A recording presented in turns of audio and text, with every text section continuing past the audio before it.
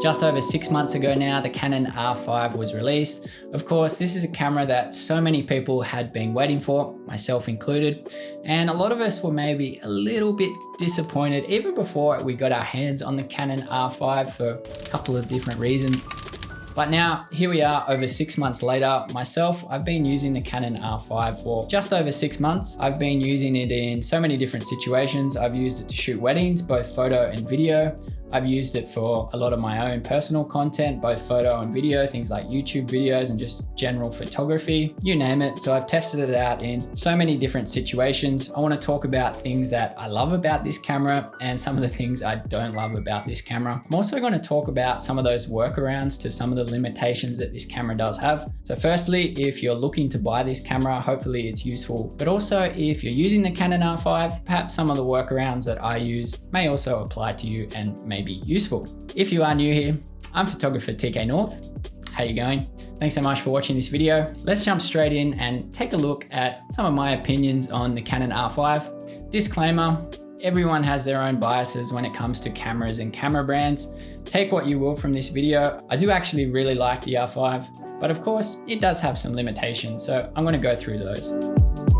Let's start with some of those limitations. The first one for me, and probably the biggest limitation, is actually the video files. Now, I actually really love the quality of the video. However, the files are really hard to work with. They're really big, so of course they're going to take up a lot of storage, but they're also quite hard to edit. So depending on what computer you're using, chances are that your computer isn't actually going to be able to play back these video files, which adds in an extra step of editing for you. You are going to have to transcode the files to be able to play and edit them. For me, my workaround for this at the moment is actually using the Atomos Ninja V as an external recorder. I record a lot of videos on this, including this video right now, and I use the ProRes LT format, meaning it takes up much less space and makes the editing process much easier. Of course, this is another expense to add on to an already expensive camera, but for me, it has been a really worthwhile investment. So that leads me directly to the next negative, and that's the overall cost. And I'm not so much talking about the actual cost of just the camera body alone, talking about some of the other accessories that add up really quickly,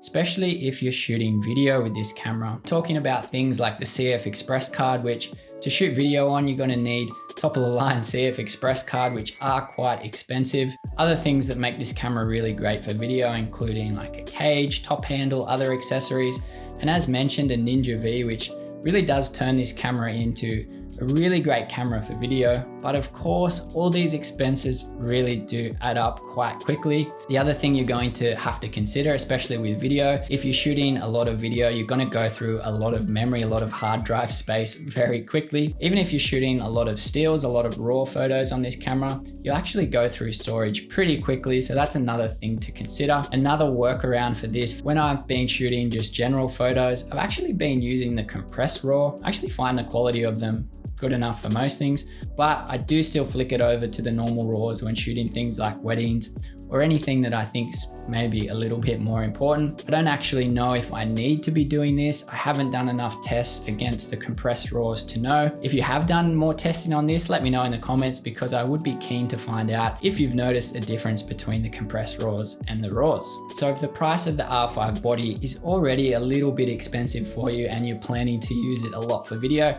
just remember there's going to be a lot of additional expenses for you as well. Now, the next con that I want to talk about is probably the biggest one for most people, but it hasn't really been a big issue for me. That, of course, is the issue of overheating. I'm not going to lie, it does exist. However, for me personally, it hasn't actually really affected me too much at all.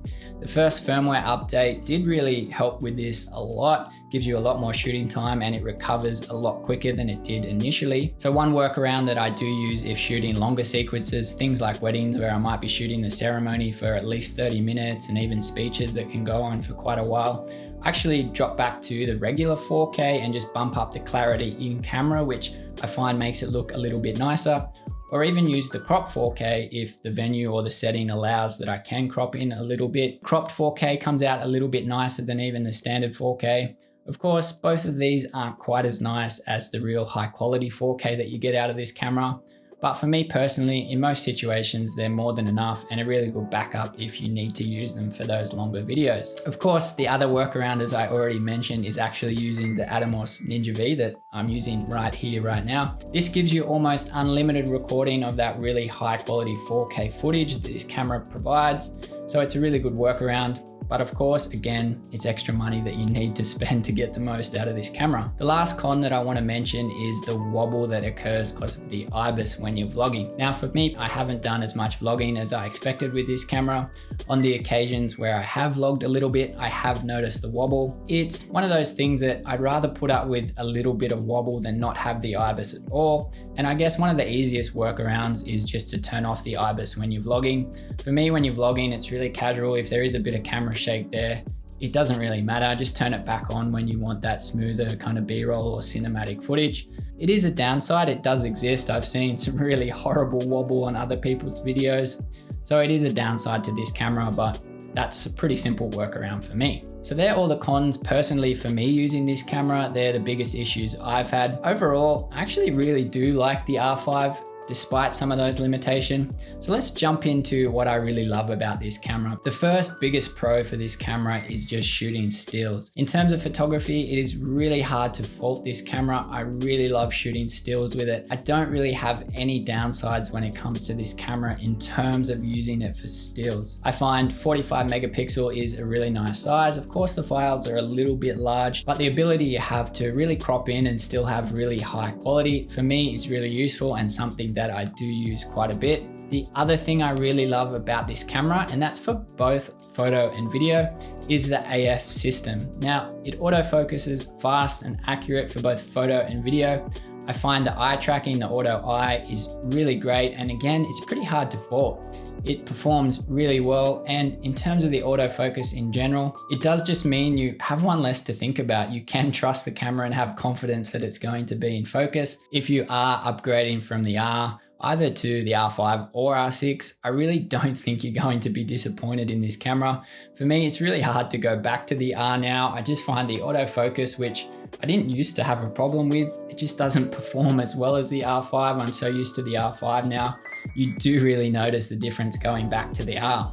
Of course, the other thing I really love about this camera is having the inbuilt image stabilization. I did mention the issue with the wobble. However, again, I would much rather have that issue than not have IBIS, because I do find it really helps with both photo and video, especially when you bump the camera into those higher frame rates and slow it down. With the IBIS on, you're getting really smooth, buttery footage handheld. And that is a really nice thing, not having to always rely on a gimbal and still getting really smooth footage. For photography, it's a really great addition as well, allowing you to shoot in a little bit lower light and try different effects if you do not have your tripod with you. So those are the things I love and don't love about the Canon R5. To sum up whether you should buy this camera, I guess that really depends what you want to be shooting. If you're a bit of a one-man band doing both photo and video and really want to be able to shoot high quality video and photo in the same body, the R5 is definitely worth considering. If you're someone that shoots video only, of course, this isn't really designed to be a cinema camera. It does offer great video options, but if you're only shooting video, I would say perhaps there's other cameras to consider. If you're a photographer only, then this camera is definitely still worth considering because it's so hard to fault as a stills camera. So, I'm TKNORTH. Thanks so much for watching. I hope this video was useful for you. If you have any comments or if you have anything that you really like or dislike about the R5, I'd love to hear from you in the comments. Don't be shy. Until next time, I'm TKNORTH. Thanks so much for watching. Bye for now.